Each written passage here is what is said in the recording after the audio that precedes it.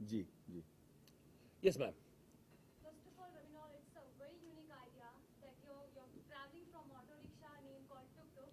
So you're going to travel approximately 1800 kilometer. It's a really very unique idea, and you're going to do the charity work with Vrindavan, right? So what made you so special that you're going to do charity work with Vrindavan? Because there are so many charities in India. Why you opt only Vrindavan? Okay. Well, first of all, thank you but actually, I'm just joining the group. The group is already doing this wonderful challenge. I decided to come along and help. I actually lived in Vrindavan for 1 year in 1997, and I studied, like Ravin said, the Vedic texts, the Vedic wisdom. People may not know. I mean, I think you missed it because he said it earlier. 10 साल हिंदुस्तान में साधु बन के रहे, बाबा बन के रहे. इन्होंने पूरे ब्रह्मचर्य का पालन किया. 10 years he was a brahmachari in India. Ravino, he's a cool character. He's probably one of those guys I can make a biopic on. Yeah. Up Kilimanjaro mountain. Listen, before anybody else gets to you, man, you know, I'm gonna have to paint my face white, but. So yes, has anybody here been to Vrindavan? Put your hand up if you've been to Vrindavan. Oh, yeah. So one or two, okay.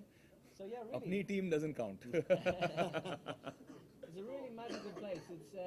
It's a special place, like you were saying. It has 5,000 temples, right? More than 5,000 temples in a very small place. So my film has got 3 levels to it. There's one like a road movie, so it's going to be an incredible journey. Like you say, it's true. We did some practice today, and in all honesty, we drove about 2 kilometers. And I've already got blisters. हाथ में छाले पड़ गए 2 kilometre चला के 1800 कैसे करेंगे पता नहीं. So it is going to be an incredible journey. Gloves, biking gloves. Yeah, Yes. yeah. So the visual side of it is going to be incredible. Then there's the issue around educating girls. It's such an incredibly interesting thing, and I'm so looking forward to hearing what people have to say. But there's also my own personal journey. This is why I kind of wanted to do it. I'm going back to Vrindavan after 20 years. So for me, I spent, like they say, 10 years as a monk. Then I've spent 20 years since then, being a businessman, having a family, so many things. And so in a way, it's a little bit like you were saying, coming full circle, coming back and giving myself some nourishment. And I'm going to dive into Vrindavan when I get there. So I hope, does that answer your question okay? Is that all right? Thank you.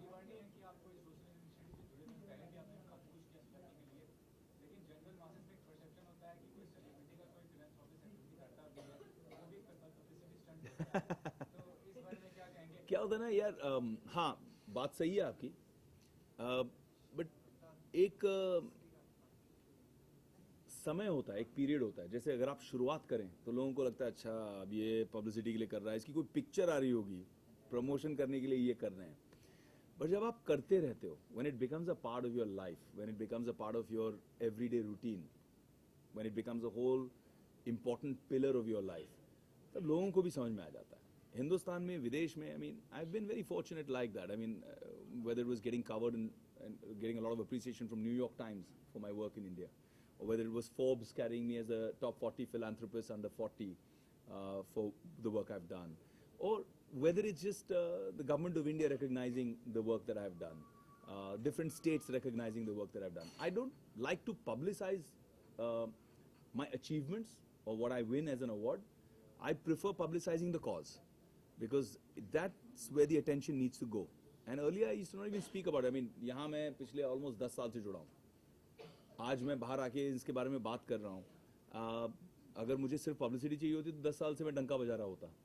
So I'm now publicizing the cause because I want, मुझे लगता है, मेरा ऐसा विश्वास है कि इस आपके माध्यम से, आपके जरिए कुछ लोग पढ़ेंगे, 1000 पढ़ेंगे, उसमें से 100 लोग इंटरेस्टेड रहेंगे. 100 जो इंटरेस्टेड रहेंगे उसमें से 90 भूल जाएंगे कि ऐसा कुछ हो रहा है, लेकिन 10 लोग शायद जुड़ जाएं. वो 10 लोग 10 लड़कियों की जिंदगी बदल सकते हैं. So for me that's what's important.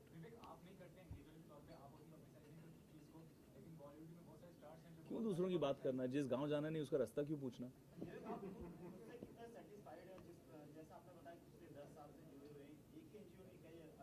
जी, मुझे एक बहुत संतुष्टता मिलती है, एक डीप सेटिस्फैक्शन मिलता है जब मैं देखता हूँ, और मैं अपने आप को एक छोटा सा माध्यम मानता हूँ. I really truly believe I am a small piece of the puzzle, I am a small piece of the pie. Just मेरा कंट्रीब्यूशन उतना बड़ा है ही नहीं जितना मुझे इतनी ये लोग इज्जत देते, इतना प्यार देते, ये इनका बड़प्पन है. These are the real heroes जो दिन रात 24 घंटे अपनी जिंदगी वहां जी रहे हैं, उन बच्चियों को एक एक करके नर्चर कर रहे हैं, नरिश कर रहे हैं. इसलिए मैं इन लोगों को मानता हूं. जब लोग कहते हैं कि भाई भगवान मंदिर में मिलता है या ऊपर वाला मस्जिद में मिलता है, तो मुझे लगता है ऊपर वाला ऐसी जगह बसता है जहाँ पे लोग एक्चुअली अपने ह्यूमंस के लिए कर रहे हैं. जहाँ ये गांव-गांव जा के धूप में, वृंदावन की 40-48 डिग्री की धूप होती है, वहाँ पे टीन के शेड्स के नीचे छोटी छोटी बच्चियाँ. आप some of you are older so you must have kids or grandkids. Can you imagine? आज मेरे बच्चे हैं, अब मैं सोच भी नहीं सकता कि नंगे पैर उस गर्मी में, तपती धूप में, टीन के शेड्स के नीचे ये बच्चियां रहती हैं. तो हमें एक्चुअली ड्यूरिंग द समर्स हम स्कूल्स अपने समर हॉलीडेज के दौरान भी खुला रखते हैं और पंखे खुले रखते हैं, क्योंकि इन बच्चियों को दोपहर की गर्मी में डिहाइड्रेशन हो जाता है. तो हम उन्हें स्कूल लेके आते हैं सिर्फ पानी, खाना और पंखों के लिए, समर हॉलीडेज में भी. तो इतनी बुरी हालत है, इतनी बुरी दुर्दशा है. हम लोग बहुत इंसुलेटेड हैं, मुंबई जैसी शहर में रहते हैं, लेकिन आप में से कौन लास्ट टाइम किसी स्लम में गया था देखने के लिए स्लम्स में कैसे लोग रहते हैं? कौन गया था? कोई नहीं. हम करते ही नहीं है वो सब.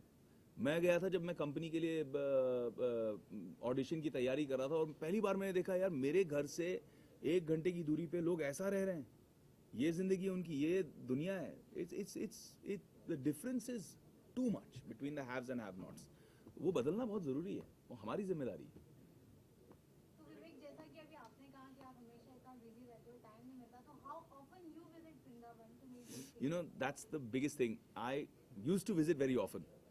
पिछले कुछ सालों से काफ़ी कम हो गया है, और मुझे बाकी कोई प्रॉब्लम नहीं है. जब बच्चियां जो छोटी छोटी हैं, अभी हाल ही में गया था, I went, how many 2 months ago, 3 months ago, 2-3 महीने पहले मैं गया था. जो बच्चियों ने कंप्लेंट की कि भैया आप हमें भूल गए, मुझे इतना बुरा लगा. मैं कहा यार मैं कर रहा हूँ, I am doing for the organisation everywhere, but to physically go there and give them that love, and they so excited. वो बताना चाहते हैं, आपको पता है मैंने ये किया है और मैंने क्लास में ये किया. और कुछ जो छोटे छोटे होते हैं वो तो अपनी ड्राइंग्स लेके आते हैं, सब एक एक ड्राइंग दिखाते हैं कि देखो मैंने ये बनाया, फिर ये वाली ड्राइंग बनाई. They make cards for me every time, and it's just it's so much love. It's amazing. It's just that unconditional, pure love. Film industry के काफ़ी सारे अलग फ्रेटर्निटीज जो हैं वो भी अब कॉजेज हैं, सोशल कॉजेज में अब इंटरेस्ट. तो इस रुचि को लेकर जो स्टार्स रुचि ले रहे हैं इन सारी चीज़ों में, आपका क्या कहना है? I'm so happy and I'm so proud to be part of an industry. हमारी इंडस्ट्री का आज से नहीं, कई सालों से ये दस्तूर रहा है कि जब भी कोई देश पे प्रॉब्लम आई है, लोगों पर प्रॉब्लम आई है, चाहे कोई डिज़ास्टर हुआ हो, चाहे कोई संकट हुआ हो, it's a very giving industry. लोग खड़े हो जाते हैं, बोलते हैं हमको करना है, we want to come out there and help. And ठीक है, लोग जज भी करते हैं हमारी इंडस्ट्री को. आपकी इंडस्ट्री वाले काफ़ी जज भी करते हैं कि यार ये तो सिर्फ पब्लिसिटी के लिए कर रहे हैं, लेकिन कर तो रहे हैं. You know what I am saying? कर तो रहे हैं, चाहे किसी भी कारण के लिए कर रहे हैं, कर तो रहे हैं. देश को आज ज़रूरत है, एक की नहीं हज़ारों की है, लाखों विवेक की ज़रूरत है जो आके काम करें, बस लोगों की मदद करें. देश को वो ज़रूरत है. तो I am very proud of this industry. I am proud of every single actor, no matter how big or how small, every single person from my fraternity, every single citizen of this country who does one thing a day also for a non-selfish, निस्वार्थ भावना से अगर वो करता है, I am very proud of them.